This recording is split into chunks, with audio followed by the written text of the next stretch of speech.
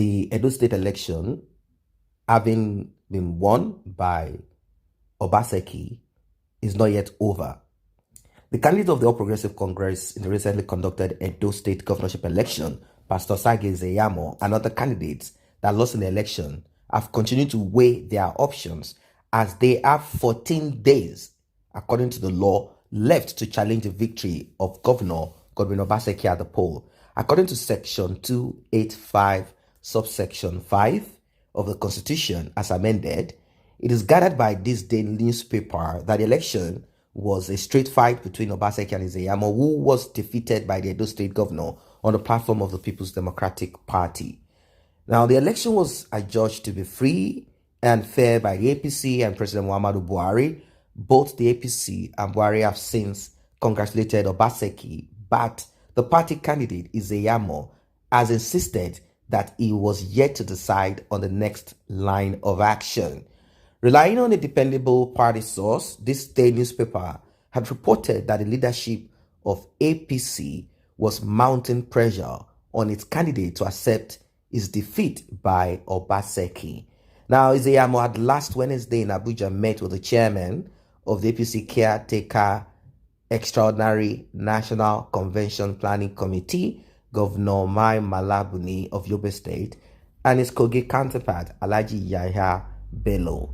This day gathered that the closed-door meeting with Zeyamo took place at the Abuja residence of Buni. The APC governorship candidate has since denied being under pressure from party leaders to accept defeat. He has not accepted the outcome of the September 19 election anyway, and he has 14 days left to challenge Obaseki's victory at the Election Petition Tribunal out of the 21 days provided by the law. The law provides that the contestants have 21 days to challenge the results from the day of the announcement of the winner, which is September 20th. Now, according to a senior lawyer, Mr. Ahmed Raji, Senior Advocate of Nigeria, any contestant in a governorship election who has grievances or complaints about the conduct of the election can seek redress at the State Governorship Election Petition Tribunal. The senior lawyer told this day that the contestant must file his or her complaints or petition within 21 days from the day the electoral umpire announced the results of the poll or declared a particular candidate winner of the election. Section 285, subsection 5 of the 1999 Constitution, as amended, provides that an aggrieved party in a governorship election of a state in Nigeria must file his or her complaint at the State Governorship Election Petition Tribunal, inaugurated to hear such matters not later than 21 days from the announcement of results of the governorship poll by Independent National Electoral Commission, INEC. In the event of failure to file the petition within 21 days after results were announced, the petition would be said to have become statute barred. That is, it is forbidden by law.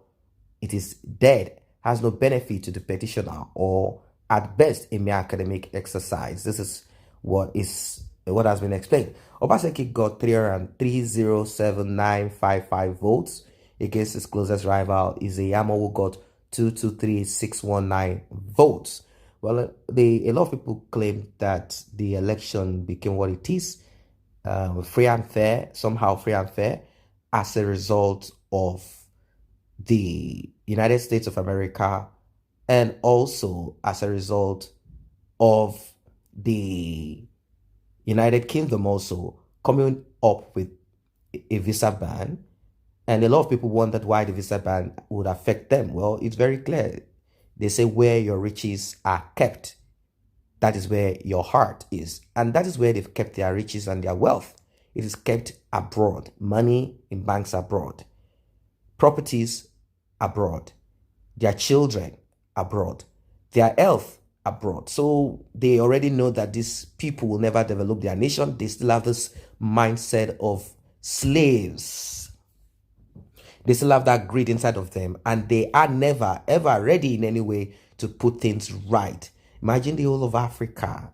It's a terrible thing. It happens in Europe too, let's say the Eastern Europe. But it is so terrible in Africa with all of the resources that we have. Are we going to continue blaming for all of this?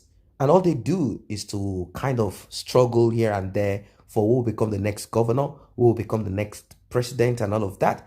All their actions are to the detriment of the people. It is all about vested interest for them and nothing more. So Isayama has some days, 20 days, 19, 18, 17, till it becomes one to contest the results of this election. And hopefully it will not go down that road. Of course, it is his own thing to decide upon. According to the constitution, he could. If he wants to, he can actually provide certain evidences, because what I heard here and there is from him is that the election is not free and fair, that that Obaseki made use of some instrument here and there to do this and that. But we saw a video where he met with some political thugs, Kabaka and the rest of them, introducing themselves as the tiger, the lion, the snakes, the vampires in Edo State, who he kind of promoted their activities and increased whatever it is that is inside of them by telling them that they could move from one polling unit to the other. How? What is the meaning of that? What are they going around? Was he saying all of this in order to scare Obaseki, who, in my belief, will definitely come up with his own political thugs, and he's trying to tell him, look, man, I've got my own too. So it's a terrible one, because at the end of the day, Stephen said that he couldn't even win his own ward, his own village, his own village. He couldn't win that. So that's something. It shows that he's not connected to them there, and he was never able to do his own, groundwork. If you cannot win your own home, where you come from, then what else? What else are you contesting for? You should be able to win your own village. You should be able to contest. You should be able to kind of there is something that you should be able to do in your own word that will make them believe in you. But unfortunately, he lost that out. He lost it out. I don't know. And even Obaseki also complained about some of their INEC equipment not working. And with this, anyway, still the votes came out to be what we know today. Obaseki winning with 307,955 votes against Isayama, who got 223,619 votes. So that's a huge margin. That's a very huge margin. But then that's that. I don't think he might want to contest this anyway. But if he wants to, he's free to take this to the court. Probably with this, we might get to see more. Right now, the man who pushed him in there, and that is Oshomole, who pushed him in, is right now licking his wounds, relaxing, and kind of calculating the next move. Probably how to spend the money that he has acquired all this while.